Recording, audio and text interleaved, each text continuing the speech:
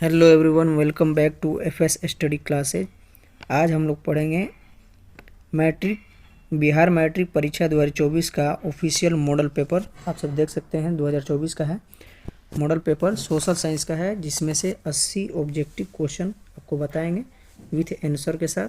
तो आप लोग वीडियो में बने रहिएगा और जो भी चैनल पर नए हैं चैनल को सब्सक्राइब और लाइक कर लीजिएगा और अपने दोस्तों के साथ इसको शेयर कर दीजिएगा। तो चलिए पहला क्वेश्चन की ओर बढ़ते हैं। पहला क्वेश्चन क्या पूछ रहा है, देखिए। पहला क्वेश्चन है, इनमें से कौन जैविक संसाधन नहीं है। ठीक है, तो आप सभी को पता होगा कि जो भी जीव है वो जैविक संसाधन है और जो जीव नहीं होता है वो जैविक संसाधन नहीं होता है। तो इसमें जो है मछली जो है जैविक संसाधन है और पेड़ जो है जैविक संसाधन है, मानव जो है जैविक संसाधन है, लेकिन मिट्टी जो है ये जैविक संसाधन नहीं है। तो इसका हमारा आंसर हो जाएगा ऑप्शन नंबर बी।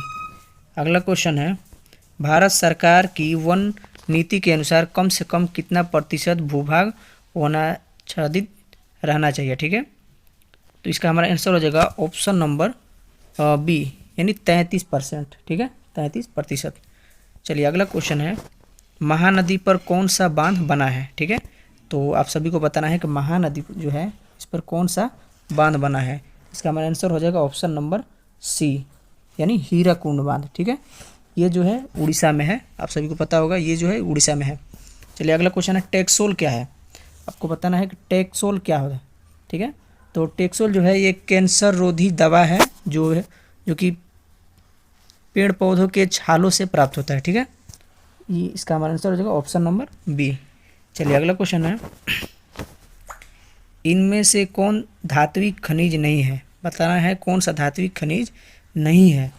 तो देखिए 5 नंबर जो क्वेश्चन है इसका हमारा आंसर हो जाएगा ग्रेफाइट। ठीक है, क्योंकि ये धात्विक खनिज नहीं है। बॉक्साइट जो है ये धात्विक है, क्रोमाइट ये भी धात्विक है, निकल ये भी धात्विक है। ठीक है, इसलिए इसका हमारा आंसर हो जाएगा ऑप्शन नंबर सी। अगला क्वेश्चन है, इनमें से कौन टर्शियरी कोयला भंडार का क्षेत्र है। ठीक है, तो आप सभी को पता होगा इसका हमारा आंसर हो जाएगा झारखंड। ठीक है, झारखंड में सबसे अधिक कोयला प्राप्त होता है और इसका झरिया जो क्षेत्र है इसमें सबसे अधिक कोयला प्राप्त होता है। ठीक है, चलिए अगला क्वेश्चन है, इनमें से कौन परमाणु शक्ति का साधन नहीं है। ठीक है, इनमें से कौन परमाणु शक्ति का जो है साधन नहीं है। तो इसका हमारा आंसर हो जाएगा ऑप्शन नंबर बी, बॉक्साइट। ठीक है, चलिए अगला क्वेश्चन है, भारत को कुल कितने डाक क्षेत्रों में बांटा गया है। तो देखिए आप सभी को पता होगा कि भारत को जो है टोटल 9 डाक क्षेत्रों में बांटा गया है। इसलिए हमारा इसका आंसर हो जाएगा ऑप्शन नंबर डी। चलिए अगला क्वेश्चन है, इनमें से कौन नदी असम में बाढ़ का कारण है। ठीक है, बाढ़ का कारण है, इसका हमारा आंसर हो जाएगा ब्रह्मपुत्र नदी। ठीक है, ये जो है असम में है, ब्रह्मपुत्र नदी जो है असम में है, जो कि हर साल जो है बाढ़ का कारण बनती है। 10 नंबर क्वेश्चन है, तरुण भारत संघ एनजीओ का संबंध किस राज्य से है। ठीक है, तरुण भारत संघ, इसका हमारा आंसर हो जाएगा ऑप्शन नंबर डी, राजस्थान में है। ठीक है, राजस्थान से है। चलिए अगला क्वेश्चन है, इनमें से किसका उपयोग इलेक्ट्रॉनिक उद्योगों में होता है। ठीक है, इनमें से किसका उपयोग इलेक्ट्रॉनिक उद्योगों में होता है। तो देखिए इलेक्ट्रॉनिक उद्योग में अभ्रक का भी होता है, मैग्नीज का भी होता है, बॉक्साइट का भी होता है। ठीक है, इसलिए हमारा इसका आंसर हो जाएगा option number D is right answer. अगला क्वेश्चन है, इंद्रपुरी जलाशय परियोजना किस राज्य में है। ठीक है, तो इसका हमारा आंसर हो जाएगा बिहार में है। ठीक है, ऑप्शन नंबर बी, बिहार। अगला क्वेश्चन है,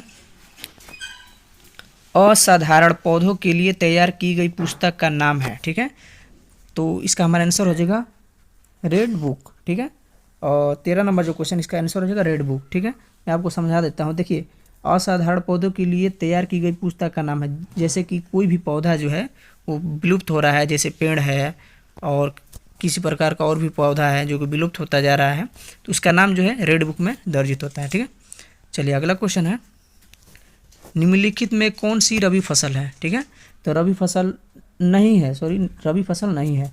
तो देखिए रबी फसल में कौन कौन आता है, तो गेहूँ आता है, चना आता है, सरसों आता है, लेकिन जो है चावल जो है ये खरीफ फसल है। ठीक है, इसलिए हमारा इसका आंसर क्या हो जाएगा option number C is right answer. चलिए अगला क्वेश्चन है, सीमेंट उद्योग का कच्चा माल है सीमेंट उद्योग का कच्चा माल है। तो आप सभी को पता है कि सीमेंट उद्योग का कच्चा माल जो होता है चूना पत्थर होता है, और ये सबसे अधिक कहाँ पाया जाता है, तो राजस्थान में पाया जाता है। ठीक है, राजस्थान में। ठीक है, सबसे महत्वपूर्ण क्वेश्चन है, हर बार पूछता है। चलिए अगला क्वेश्चन है, देखिए कोंकण रेल परियोजना का संबंध किस राज्य से है।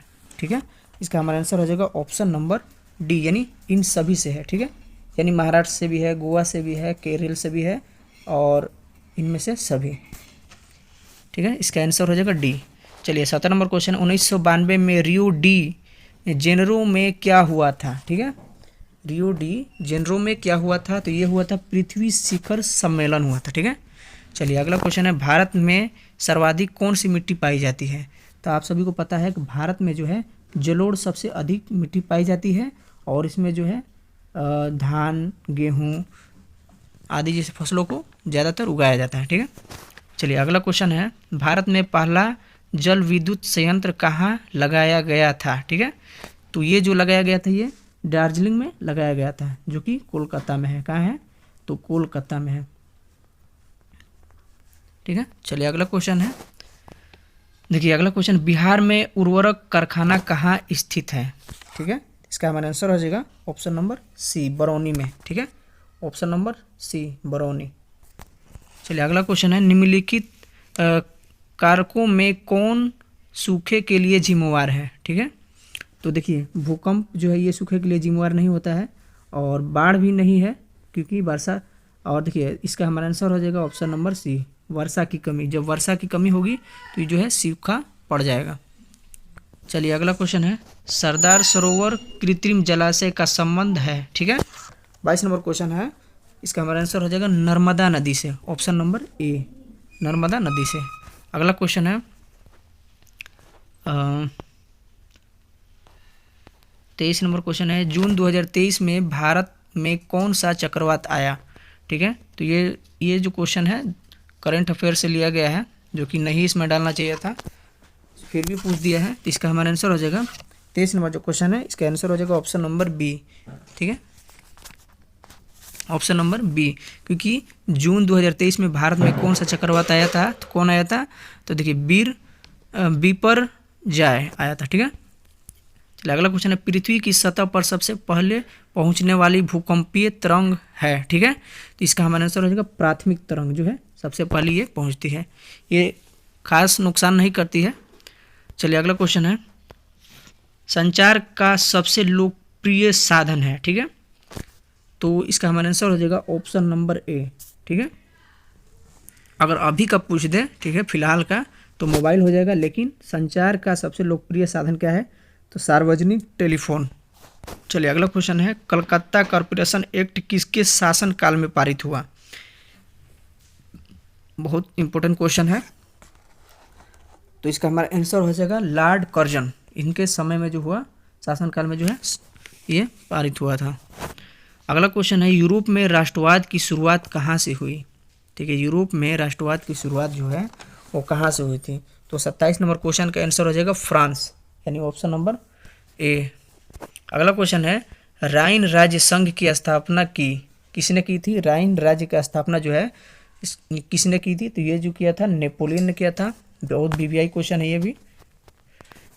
चलिए, अगर आप लोग को वीडियो अच्छा लग रहा होगा तो वीडियो को लाइक कीजिएगा, और जो भी चैनल पर नए हैं चैनल को सब्सक्राइब कर दीजिएगा। चलिए अगला क्वेश्चन है 29 नंबर, अप्रैल थीसिस किसने लिखी। ठीक है, तो 29 का हमारा हो जाएगा ऑप्शन नंबर सी, यानी लेनिन ने लिखा था ये। चलिए अगला क्वेश्चन है, खुदाई खिदमतगार का गठन किसने किया। ठीक है, खुदाई खिदमतगार का गठन जो है किसने किया था, तो ये जो किए थे खान अब्दुल गफ्फार खां। ठीक है, अगला क्वेश्चन है, लाल हरदयालाल ने इनमें से किसकी स्थापना की। बताना है, लाल हरदयालाल ने किसकी स्थापना की थी, तो ये जो किए थे ये गदर पार्टी का स्थापना किए थे, इसलिए हमारा इसका आंसर हो जाएगा option number A, Ghadar Party का। अगला क्वेश्चन है, साम्यवादी गुट का अगुआ कौन था। बताना है साम्यवादी गुट का जो है अगुआ कौन था, तो 32 नंबर जो क्वेश्चन है इसका आंसर हो जाएगा सोवियत संघ। अगला क्वेश्चन है, इनमें से क्या मार्टिन लूथर की कृति है? इनमें से क्या जो है मार्टिन लूथर की कृति है? तो ये जो है 95 थीसिस। ठीक है। अगला क्वेश्चन है बंगाल गजट का प्रकाशन किसने किया था? तो आप सभी को पता होगा कि बंगाल गजट का प्रकाशन जो है जेम्स ए हिक्की ने किया था।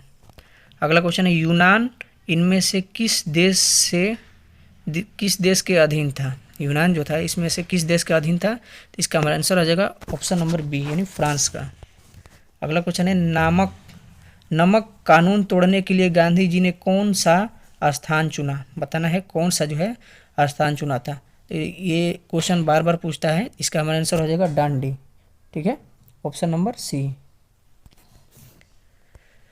चलिए अगला क्वेश्चन है समाजवादियों की बाइबिल किसे कहा जाता है? समाजवादियों की बाइबिल किसे कहा जाता है? तो 37 नंबर जो क्वेश्चन है इसका आंसर हो जाएगा ऑप्शन नंबर ए यानी दास कैपिटल को। अगला क्वेश्चन है एक स्वतंत्र राष्ट्र के रूप में सिंगापुर का उदय किस वर्ष हुआ? ठीक है, तो इसका हमारा आंसर हो जाएगा ऑप्शन नंबर बी यानी 1965 में हुआ था। अगला क्वेश्चन है वियना कांग्रेस में कौन सा राष्ट्र सम्मिलित नहीं था? ठीक है, 39 नंबर जो क्वेश्चन है इसका आंसर हो जाएगा जर्मनी। अगला क्वेश्चन है फॉरवर्ड ब्लॉक की स्थापना किसने की? फॉरवर्ड ब्लॉक की जो है स्थापना किसने की थी? तो ये जो किए थे सुभाष चंद्र बोस। ठीक है, सुभाष चंद्र बोस। कहाँ किए थे? तो सिंगापुर में। ठीक है, सिंगापुर में। चलिए अगला क्वेश्चन है बम्बई राज्य का विभाजन कर किन दो राज्यों का गठन हुआ?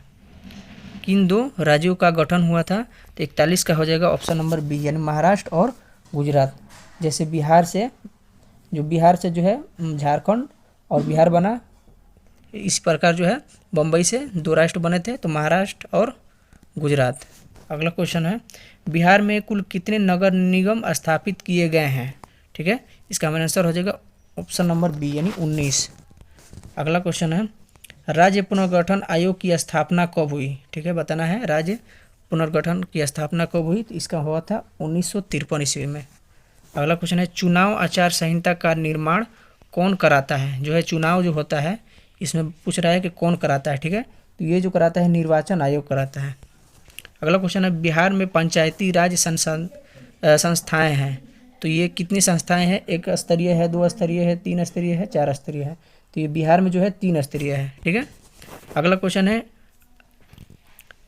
आंग सान सू की किस देश की नागरिक है? बताना है किस देश की ये जो है नागरिक है। तो 46 का हमारा हो जाएगा ऑप्शन नंबर ए, ये जो है म्यांमार की है। अगला क्वेश्चन है देखिए चिली की प्रथम महिला राष्ट्रपति कौन थी? ये तो बहुत आउट ऑफ क्वेश्चन पूछ चुका है, चलिए इसका आंसर देते हैं। तो 47 नंबर जो क्वेश्चन है इसका आंसर हो जाएगा ऑप्शन नंबर डी यानी मिशेल बाचलेट। चलिए अगला क्वेश्चन है इनमें से किस पर लोकतंत्र का भविष्य निर्भर करता है? लोकतंत्र का किस पर भविष्य जो है निर्भर करता है? तो 48 का हो जाएगा ऑप्शन नंबर बी यानी निष्पक्ष चुनाव। ठीक है। अगला क्वेश्चन है लोकसभा में चुने हुए सदस्यों की संख्या कितनी होती है? तो ये जो होती है 543। ठीक है, टोटल सदस्यों की संख्या जो है 545 है, लेकिन जो चुनाव होता है वो 543 पर होता है। ठीक है। चलिए अगला क्वेश्चन है इनमें से कहाँ प्रत्यक्ष लोकतंत्र है? बताना है, ये भी आउट ऑफ क्वेश्चन है। 50 नंबर जो क्वेश्चन है इसका आंसर हो जाएगा ऑप्शन नंबर ए यानी स्विट्जरलैंड। अगला क्वेश्चन है कितनी जनसंख्या पर ग्राम पंचायत का गठन किया जाता है? मतलब कितनी जनसंख्या होगा तो एक पंचायत का निर्माण होता है? तो इसका हमारा आंसर हो जाएगा 7000 जनसंख्या पर एक पंचायत का निर्माण होता है। अगला क्वेश्चन है 1975 के आपातकाल की घोषणा किसने की? ठीक है, 1975 में जो आपातकाल लगा था उसका घोषणा जो है किसने किया था? तो ये जो किए थे भारतीय राष्ट्रीय कांग्रेस ने किया था, और इस समय इसका प्रधानमंत्री थी इंदिरा गांधी। ठीक है। चलिए अगला क्वेश्चन है पूरे जिले का प्रशासन कौन करता है? तो पूरे जिले का प्रशासन जो करता है जिला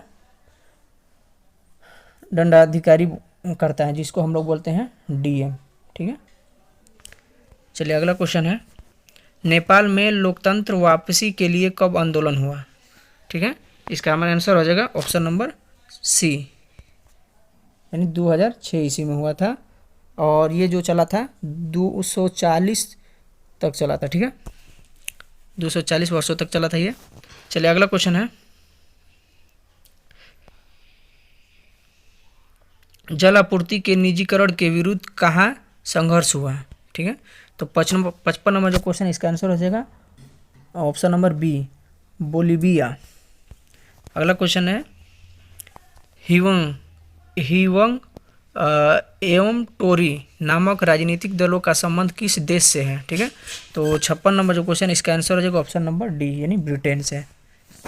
चलिए अगला क्वेश्चन है, इंग्लैंड में महिलाओं को वोट का अधिकार कब प्राप्त हुआ था? ठीक है, तो 57 का हो जाएगा ऑप्शन नंबर बी, यानी 1918 ईस्वी में प्राप्त हुआ था। अगला क्वेश्चन है, इनमें से क्या संघात्मक शासन व्यवस्था की विशेषता है? तो इसका हमारा आंसर हो जाएगा ऑप्शन नंबर ए, यानी दोहरी सरकार। चलिए अगला क्वेश्चन है, पटना नगर निगम में कितने वार्ड है? बताना है पटना नगर निगम में कितने वार्ड हैं? तो इसका आंसर हो जाएगा ऑप्शन नंबर डी, 75 है। चलिए अगला क्वेश्चन है, भारतीय जनता पार्टी की स्थापना किनकी अध्यक्षता में हुई? ठीक है, तो 60 नंबर जो क्वेश्चन है, इसका आंसर है ऑप्शन नंबर ए, अटल बिहारी वाजपेयी। ये जो हुआ था 1980 ईस्वी में हुआ था। ठीक है, ये भी पूछ सकता है। चलिए अगला क्वेश्चन है, राष्ट्रीय विकास परिषद का गठन कब हुआ? राष्ट्रीय विकास परिषद का गठन कब हुआ? तो इसका आंसर हो जाएगा 1952 ईस्वी में हुआ था। अगला क्वेश्चन है, भारत में राष्ट्रीय आय की गणना किस संस्था द्वारा की जाती है? ठीक है, तो 62 नंबर जो क्वेश्चन है, इसका आंसर हो जाएगा ऑप्शन नंबर सी, यानी केंद्रीय सांख्यिकी संगठन। अगला क्वेश्चन है, देखिए y बराबर सी प्लस आई में आई क्या है बताना है। तो देखिए y जो है ये मिश्रधन है, जैसे y जो है ये मिश्रधन है, और c जो है क्रयमूल है, और प्लस i जो है, तो i जो है इसमें होता है इंटरेस्ट। ठीक है, तो इसमें पूछ रहा है कि i क्या है, तो इंटरेस्ट को हम लोग क्या बोलते हैं? तो ब्याज बोलते हैं। इस आंसर हो जाएगा ऑप्शन नंबर डी। अगला क्वेश्चन है, इनमें से क्या शुद्ध राष्ट्रीय उत्पाद में शामिल नहीं होता है? ठीक है, इसका आंसर हो जाएगा ऑप्शन नंबर डी, इनमें से सभी। अगला क्वेश्चन है, खनन को इनमें से किस क्षेत्र में शामिल करते हैं? प्राथमिक में या द्वितीय में, तृतीय, या इनमें से कोई नहीं? ठीक है, तो खनन को हम लोग करते हैं ऑप्शन नंबर ए, यानी प्राथमिक में करते हैं। चलिए अगला क्वेश्चन है, किस अर्थव्यवस्था के लोक कल्याण पर बल दिया जाता है? ठीक है, तो 66 का आंसर हो जाएगा समाजवादी अर्थव्यवस्था। अगला क्वेश्चन है, इनमें से क्या पूंजी का परिश्रमिक है? ठीक है, पूंजी का परिश्रमिक क्या है? तो लगान तो होगा नहीं, ब्याज भी नहीं होगा, लाभ भी नहीं होगा, तो पूंजी का परिश्रमिक क्या है? तो मजदूरी है। ठीक है, अगर मजदूरी करेंगे तो पैसा मिलेगा, तो वही हमारा क्या होगा? पूंजी होगा। ठीक है, अगला क्वेश्चन, इनमें से क्या संस्थागत वित्त आयोग का स्रोत है? तो 68 का आंसर हो जाएगा ऑप्शन नंबर डी, यानी सहकारी बैंक। ठीक है, ये जो है आप लोग को लोन प्रदान करती है। 69 नंबर क्वेश्चन है, भारतीय पूंजी बाजार किस प्रकार का वित्तीय संसाधन प्रदान करती है? तो ये जो करती है ऑप्शन नंबर ए, यानी अल्पकालीन प्रदान करती है।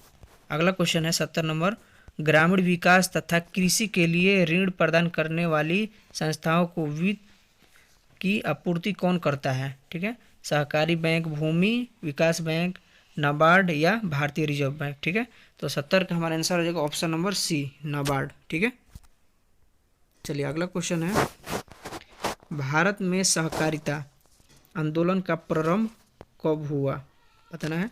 इसका आंसर हो जाएगा ऑप्शन नंबर बी, 1904 ईस्वी में हुआ था। अगला क्वेश्चन है, विकसित देशों में कार्यबल का अधिकांश हिस्सा किस क्षेत्र में कार्यरत होता है? ठीक है, तो ये जो ज़्यादातर होता है सेवा क्षेत्र में होता है। ठीक है, अगला क्वेश्चन है, भारत में नई आर्थिक नीति कब लागू हुई थी? भारत में जो है नई आर्थिक नीति कब हुई थी? तो इसका हमारा आंसर 1991 ईस्वी में। अगला क्वेश्चन है, कृषि उत्पादों के प्रमाणन के लिए किस मानक चिन्ह का प्रयोग किया जाता है? ठीक है, तो कृषि के लिए क्या हुआ था, किस चिन्ह का प्रयोग होता है? तो ये जो होता है 1 मार्क, ठीक है, 1 मार्क में होता है। अगला क्वेश्चन है मानव पूंजी का प्रमुख घटक कौन है? मानव पूंजी का प्रमुख घटक कौन है? तो इसका हमारा आंसर हो जाएगा ऑप्शन नंबर डी, इनमें से सभी, यानी भोजन भी है, स्वास्थ्य भी है, शिक्षा भी है, इसलिए इसका आंसर हो जाएगा ऑप्शन नंबर डी। अगला क्वेश्चन है जवाहर रोजगार योजना कब लागू की गई? ठीक है, तो 76 का आंसर हो जाएगा ऑप्शन नंबर बी, 1989 ईस्वी में। अगला क्वेश्चन है HDI, ठीक है, मानव विकास सूचकांक कब शुरू की गई? बताना है कब शुरू की गई। इसका आंसर हो जाएगा ऑप्शन नंबर बी, 1990 में। HDI का फुल फॉर्म होता है ह्यूमन डेवलपमेंट इंडेक्स, ठीक है। चलिए अगला क्वेश्चन है इनमें से कौन प्राथमिक क्षेत्र की क्रिया नहीं है? ठीक है, प्राथमिक क्षेत्र की क्रिया नहीं है, तो इसका हमारा आंसर हो जाएगा ऑप्शन नंबर सी, विनिर्माण। अगला क्वेश्चन है इनमें से क्या आवश्यकताओं के दोहरे संयोग की समस्या को हल करता है? ठीक है, तो 79 नंबर जो क्वेश्चन है इसका आंसर हो जाएगा ऑप्शन नंबर सी, यानी मुद्रा। और आज का हमारा लास्ट क्वेश्चन है इनमें से कौन व्यापारिक बैंक नहीं है? तो व्यापारिक बैंक जो है कौन सा नहीं है? तो स्टेट बैंक जो है ये भी व्यापारिक है, और पंजाब नेशनल भी व्यापारिक है, सेंट्रल बैंक ऑफ इंडिया ये भी व्यापारिक है, लेकिन भारतीय रिजर्व बैंक जो है इन सभी का जो है हेड बैंक है, इसलिए ये जो है इसका आंसर हो जाएगा, तो इसका आंसर हो जाएगा ऑप्शन नंबर सी। तो आप लोग को वीडियो कैसा लगा? अगर अच्छा लगा तो लाइक कीजिएगा, और चैनल पर जो भी है नए सब्सक्राइब कर लीजिएगा, और साइंस या मैथ का PDF के लिए और वीडियो के लिए कमेंट करिएगा। तो मिलता हूँ आपसे नेक्स्ट वीडियो में।